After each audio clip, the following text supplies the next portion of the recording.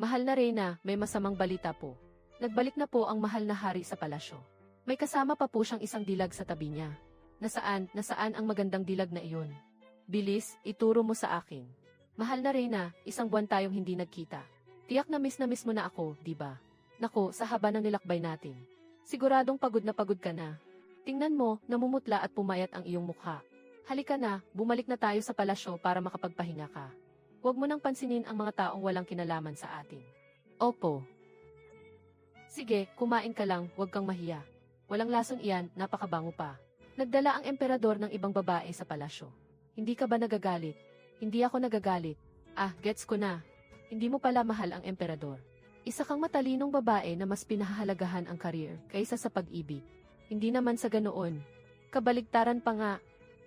Mahal na mahal ko siya. So, isa ka palang ultimate marupok na asawa. Kahit pa maging parang alupihan sa dami ng babae ang asawa mo, mahal mo pa rin. Ang pinakaayaw ko sa lahat ay ang mga babaeng katulad mo. Sasabihin ko sa iyo ang totoo. Galing ako sa hinaharap, isa akong transmigrator. Ang mission ko ay paibigin ang emperador sa loob ng 1 taon. At maging reyna. Pagkatapos niyan, makakakuha ako ng premyong 100 milyon. Hayaan na nga, hindi rin naman maiintindihan ng mga dis na gaya nyo. Ang mission na ito, kahit sino ay kayang gawin. Sa totoo lang, naiintindihan ko naman ng kaunti. Ang ibig mong sabihin ay gusto mong maging reyna. Lalabanan kita hanggang sa huli. Hindi mo na kailangang makipaglaban. Matutulungan kita. Hindi na kailangan ng 1 taon. Kalahating taon lang ang pinakamatagal. Mapapagawa ko sa kanyang hirangin ka bilang bagong reyna. Bakit mo ako tinutulungan? Dahil malapit na akong mamatay. Sabi ng manggagamot, may 6 na buwan na lang akong natitira. Nagsisisi talaga ako. Hindi ko dapat sinabi ang mga bagay na iyon sa iyo kanina. Ayos lang, samahan mo na lang akong maglakad-lakad. Ah, baka hindi ka maniwala sa sasabihin ko. Noong bata pa ako, paborito kong umakyat sa puno. Si Tang Yichen, pareho kami ng mga trip sa buhay. Madalas niya akong ipagkapit ng bola-bolang niebe mula sa kusina. Sabay kaming nakaupo sa sanga ng puno habang kumakain. Ang harina mula sa bola-bolang niebe ay nalalaglag. Tamang-tama sa ulo ng aming guro. Akala tuloy ng guro ay sobrang dami niyang balakubak. Aynan, si Wanjun, nakapagdesisyon na ako. Simula ngayon, maging isang learning machine na walang puso na ako. Haha, paano mo gagawin iyon? Mula ngayon, hindi na ako kukuha ng ulam kapag kumakain. Ipapakita ko sa mga magulang ko ang pagsisisi nila. Ang tapang mo, Wanjun. Ikaw lang ang tanging nagmamalasakit sa akin sa mundong ito. Bakit hindi na lang tayo magtanan? Maglakbay sa mundo dala ang ating mga espada. Maging malayang magkasintahan sa labas. Hindi ko kayang mamuhay ng mahirap. Kung gusto mong umalis, umalis kang mag-isa. Ikaw talagang babaeng mahilig sa karangyaan. Ang ama ko ay isang makapangyarihang opisyal. Ang ina ko ay isang prinsesa. Ako ay galing sa marangal na pamilya. Sanay ako sa marangyang buhay, anong masama doon? Mula noon, para na siyang naging ibang tao. Nagsimulang mag-aral ng mabuti. Ngunit tila nakalimutan na niya. Kaysa maging pinakamarangal na babae, mas gusto ko pang makasama siyang kumain ng bola-bolang niebe sa itaas ng puno. Dahil mahal na mahal ninyo ang isa't isa. Bakit hindi mo sinasabi sa kanya na may sakit ka? Isa siyang mabuting hari ngayon. Masyado siyang abala sa mga usapin ng estado. Ayaw kong maging ang huling 6 na buwan niya. Ay maging hindi payapa. Ang punong ito ay siya mismo ang nagtanim noong bagong kasal pa kami. Bakit parang pakiramdam ko ay palagi akong ginagawang third wheel dito?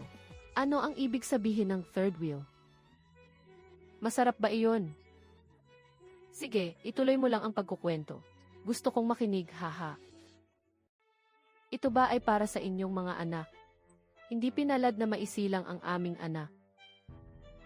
Sabi ng manggagamot, mahina ang aking katawan at puno ng lamig. Hindi nararapat na magkaanak. Sana ang ating anak ay maging kasing tapang ng mga bayaning nangabayo sa gitna ng digmaan.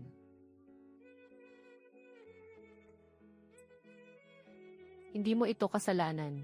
Tiyak na nagbago ang kanyang isip sa huling sandali. Ayaw niyang maging isang layas na anak ng mayamang pamilya. Nais niyang maging isang malayang bayani sa labas.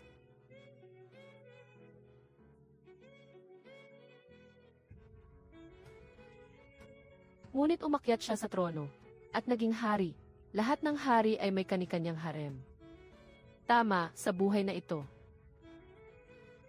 Ano man ang iyong makamit, mayroon ka rin kailangang isakripisyo. Kapag natutunan mo ito, para mo na ring nakuha ang kanyang kiliti sa tiyan. Ayaw na ayaw ko talagang magluto. Kung hindi lang para mapaibig si Tang Yichen. Hindi ko titiisin ang hirap na ito. Hahaha, mahal na Reyna. Lalong tumatapang ang iyong loob. Nagawa mo pang tumakas palabas ng palasyo. At isinama mo pa ang aking magandang binibini para kumain. Mainit-init pa ito, wag mo na akong daanin sa ganyan. Lesiu. Nako, tiyak na hindi ninyo magugustuhan ang luto ko. Pero ang luto ng magandang binibining ito, tiyak na gugustuhin ninyo, di ba? Jitset, ang pagkaing ito ay tila galing sa langit. Bihira lamang matikman sa mundo ng mga tao. Magaling magluto ang binibini. Mas masipag at mabuti pa kaysa sa Reyna.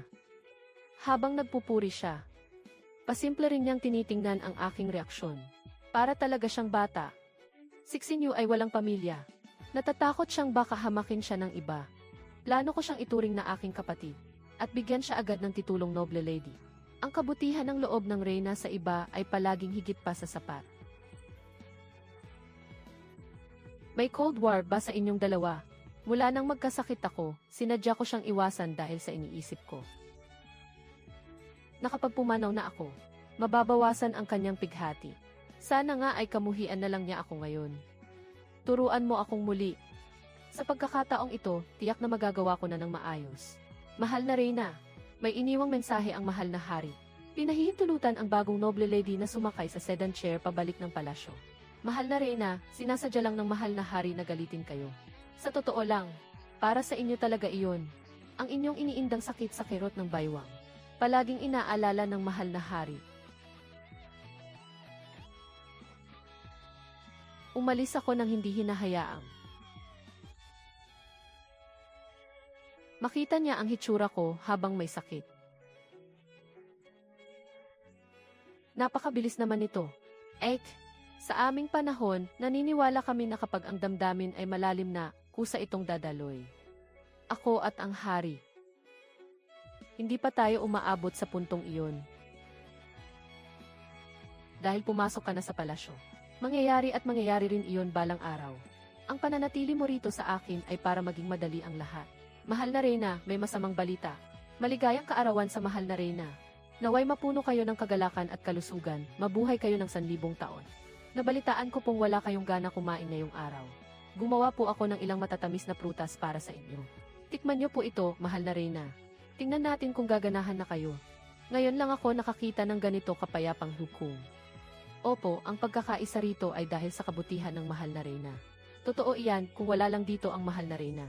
Matagal ko nang napatumba ang makitid na utak mong iyan.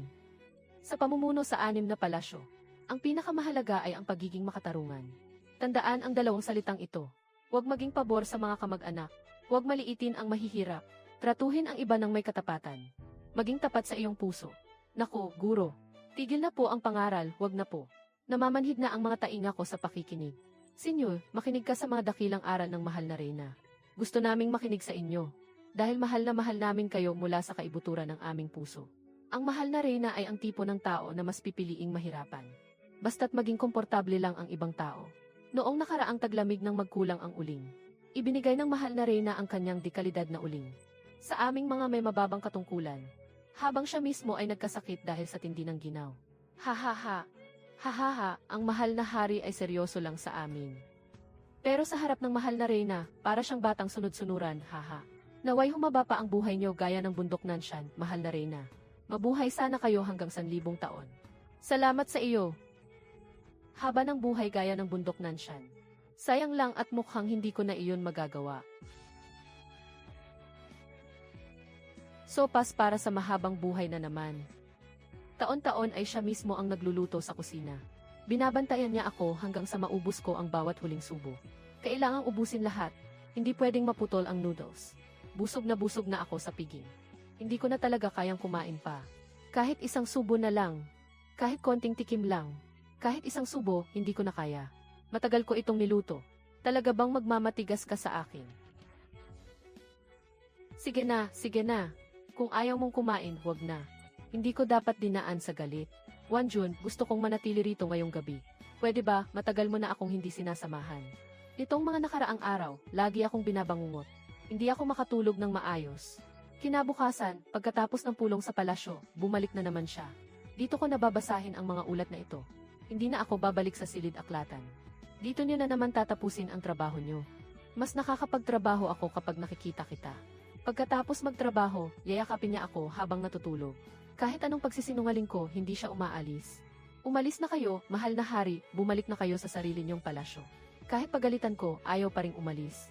Para siyang nagkaroon ng makapal na balat na kasing tibay ng pader. Walang talab ang kahit anong taboy, ang kapal talaga ng mukha.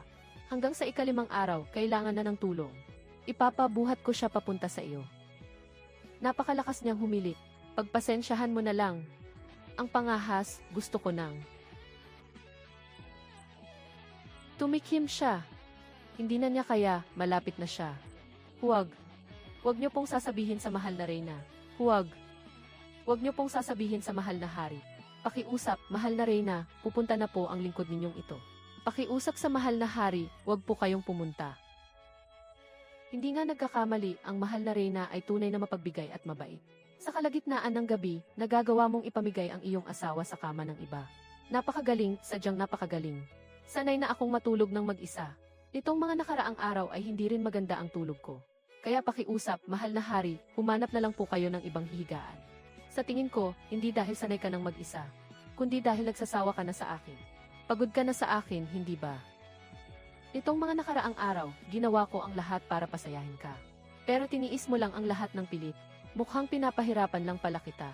10 taon na tayong mag-asawa. Hanggang sa araw na ito, hindi ko mapigilang tanungin ang sarili ko. Mali ba ang pakasalan ka noon? Mahal na hari, sobra na po kayo. Umalis ka na. Hindi na niya ako mapapatawad. Mahal na Reyna. Hindi na siya babalik. 7 araw nang hindi pumupunta rito si Tang Yichen. Gusto mo bang tulungan kitang tawagin siya pabalik? Dahil nakapagpasya na akong lumayo. Bakit ko pa kailangang magpumilit? Marami pa akong mahalagang dapat gawin. Halika na. Sa bulwagang ginhaw. Dahil paaralan ito para sa mga kababaihan. Bakit hindi na lang ito tawaging bulwagan ng mga kababaihan? Ang hari ay nagpapahalaga sa mga bayani. Ang karunungan ay nagtuturo sa lahat. Ang lahat ng bagay ay mababa. Ang pag-aaral lamang ang pinakamataas. Ang mga matatapang at dakila ay tinatawag na inghaw o bayani. Bakit hindi rin pwedeng tawaging bayani ang mga babae?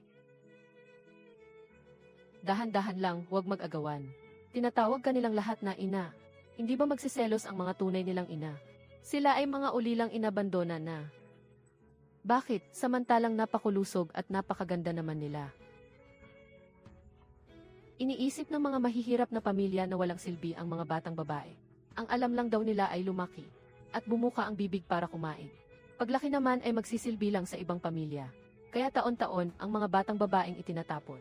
Kung hindi sa kanal, ay napupunta sa gusaling baihua. Kahit ilang daang taon na ang lumipas. Nangyayari pa rin ang ganitong mga bagay. Kaya gusto kong lumaban. Gusto kong ipaglaban ang karapatan nilang mabuhay. Ang karapatang mag-aral. At maging ang karapatang makapasa sa pagsusulit para maging opisyal. Bilang ina ng bayan, kung hindi ko sila poprotektahan, sino pa? Dati silang mga sanggol na itinapon kahit saan. Pero ngayon, silang lahat ay mga anak ko. Ang pangarap ko ay maipatayo ang bulwagang ginhao sa buong lupain. Sa ngayon, 1/4 pa lang ang natatapos ko. Noong mapunta ako rito, akala ko ay pag-ibig lang ang kailangan para maging reyna. Siyempre, hindi basta-basta ang maging reyna. Noon, para lang maitayo ang paaralang ito. Nilabanan ng mahal na reyna ang lahat ng tumututol. Ginamit niya ang sarili niyang dote. Araw-araw siyang nilalait ng mga opisyal sa palasyo. Napakabata pa ng mahal na reyna pero nagkaputi na ang kanyang buhok sa pag-aalala. Wang Xin, sumusobra ka na. Humingi ka agad ng paumanhin kay Xinyu. Hindi niya kailangang humingi ng tawad.